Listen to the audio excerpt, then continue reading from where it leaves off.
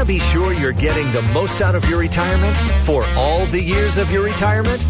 That's the primary goal of More Living with Jim Brogan and our Dollars and Cents segment, where we provide you with an important financial tip that will help positively impact the quality of your life in retirement.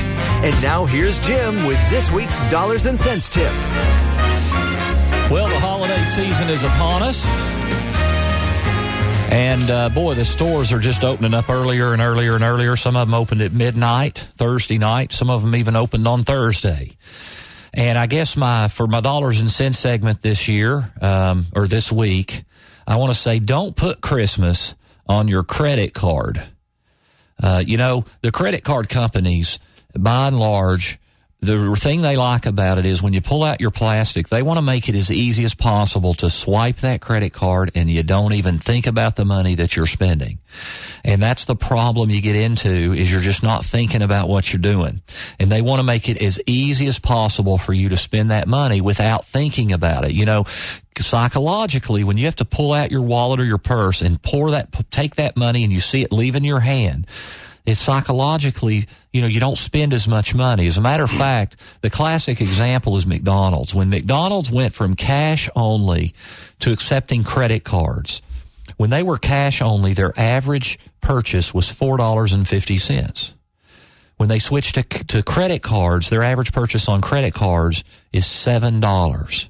Went from $4.50 to $7. That is just mind-boggling. At your larger retailers, the average increase in spending is close to 20%. You spend almost 20% more when you use a plastic than when you use cash, or at a minimum a debit card, where you have to keep a record and you know exactly how much money you have left.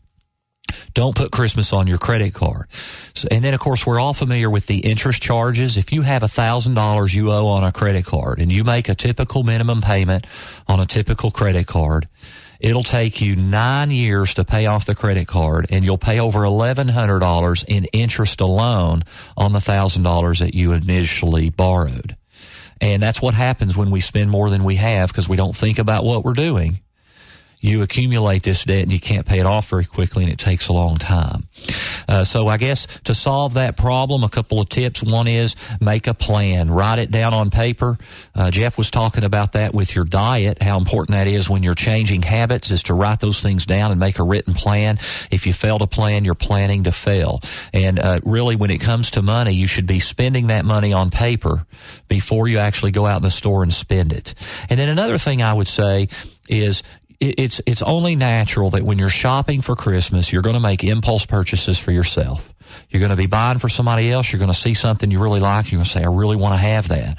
So it's inevitable. So carry some extra cash in your wallet or your purse just for those impulse purchases. So again, you've spent it on paper before you spend it for real.